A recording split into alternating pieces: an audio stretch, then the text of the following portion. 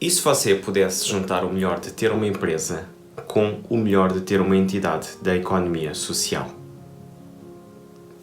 Venha connosco descobrir as cooperativas.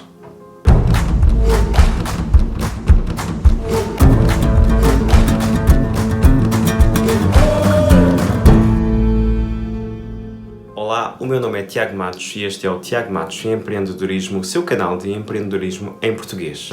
Hoje estamos de parabéns. Pela primeira vez no nosso canal atingimos os 100 subscritores. Assim, muito obrigado por nos continuar a seguir e prestigiar com a sua presença e com o suporte que tem dado ao nosso crescimento. Cada vez mais assistimos a uma diversificação dos negócios, dos fins a atingir, da maneira como as pessoas se organizam para criar os seus projetos. Mas quando vamos avançar para a formalização do nosso projeto, muitas vezes as respostas que obtemos e que pesquisamos são as mesmas de sempre. As formas empresariais ou as formas societárias, como mais corretamente se diz, não são sempre a resposta mais indicada para todos os projetos. Hoje, quero que abra um bocadinho a sua mente e pense na oportunidade que são as cooperativas.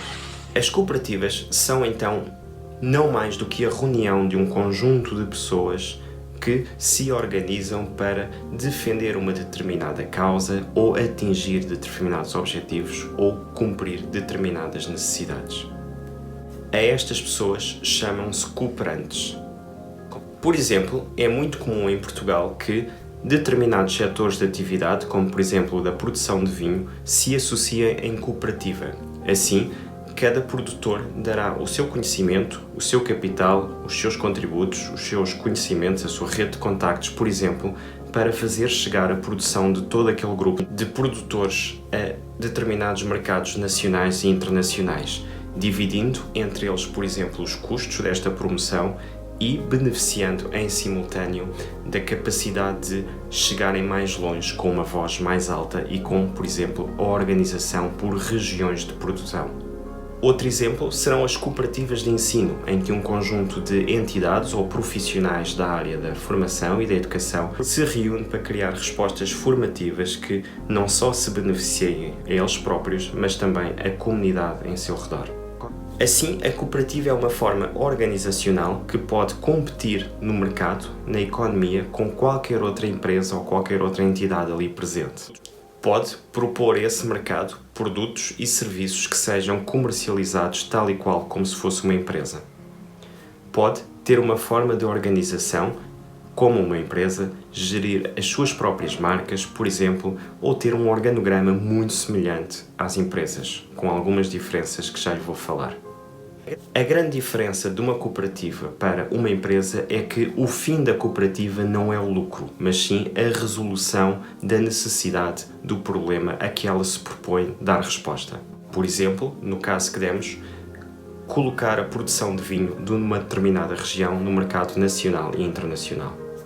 Assim, e ao contrário das empresas, se houver um excedente na atividade, a que nas empresas nos habituamos a chamar de lucro, no caso das cooperativas, este excedente não é distribuído aos sócios, não é para remunerar o capital dos sócios, mas sim para reinvestir na própria atividade da cooperativa. Outra grande diferença é que os resultados obtidos por esta cooperativa a partir, por exemplo, da contratação de outros profissionais, que não os cooperantes desta cooperativa, não podem ser redistribuídos enquanto resultados aos cooperantes. Ou seja, numa cooperativa, os cooperantes, aquelas pessoas que trabalham para a cooperativa, só podem receber dinheiro de atividades que eles próprios desenvolvam enquanto cooperantes. Estes resultados podem ser distribuídos no fim do ano, em função do que cada um trabalhou, ou seja, em função do acordo que os cooperantes definiram para a distribuição das verbas obtidas, ou podem ser adiantados mensalmente como se de um salário se tratasse. A grande diferença é que a cooperativa tem mesmo que fazer aquela receita para poder pagar aqueles, vamos lhe chamar, salários. Caso contrário, e se chegarmos ao fim do ano com uma receita inferior àquela que foi sendo distribuída ao longo do ano aos cooperantes, os próprios cooperantes têm que devolver o dinheiro à cooperativa.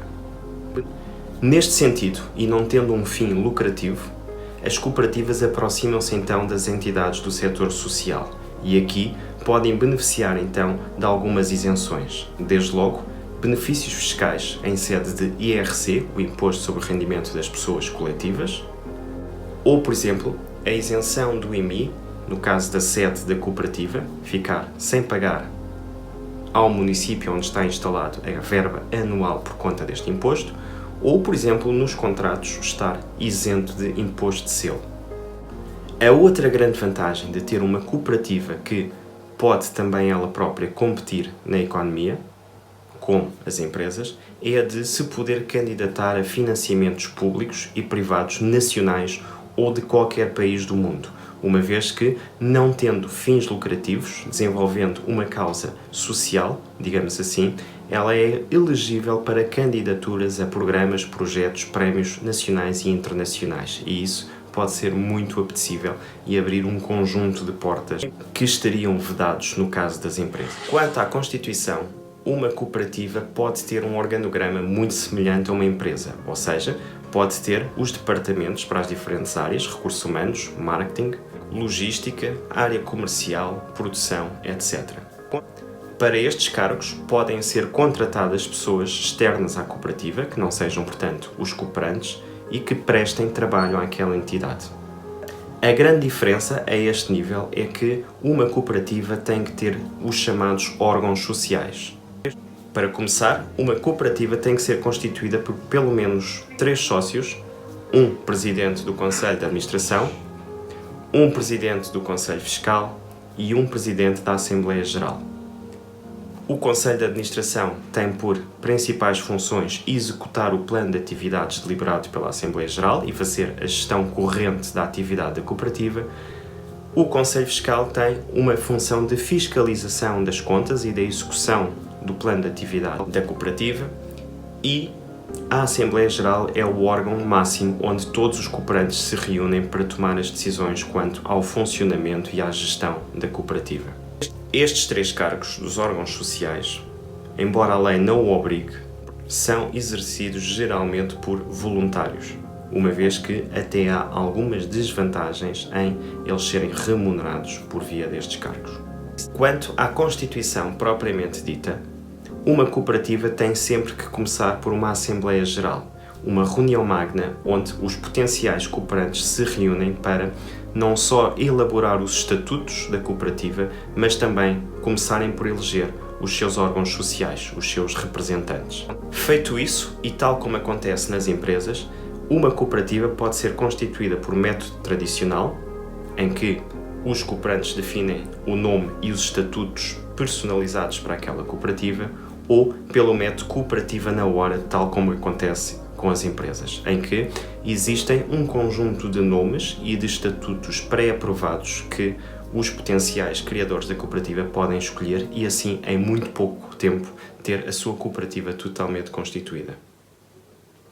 Para começar, e como já lhe disse, têm que existir 3 cooperantes para dar o pontapé de saída e estes 3 cooperantes têm que depositar um capital mínimo de 1.500 euros, dos quais 10%, 150 euros, têm que ficar depositados na altura de escritura de constituição da cooperativa e depois, no prazo de 10 anos, tem que ser realizado então o restante do capital em falta. Uma característica muito importante das cooperativas, e que aliás faz parte dos princípios cooperativos, é a questão da igualdade das pessoas. Numa cooperativa, independentemente do nível de capital com que se entre nessa cooperativa, cada cabeça um voto, ou seja, cada cooperante pesa exatamente o mesmo dentro da cooperativa, independentemente do nível de investimento que tem a realizar.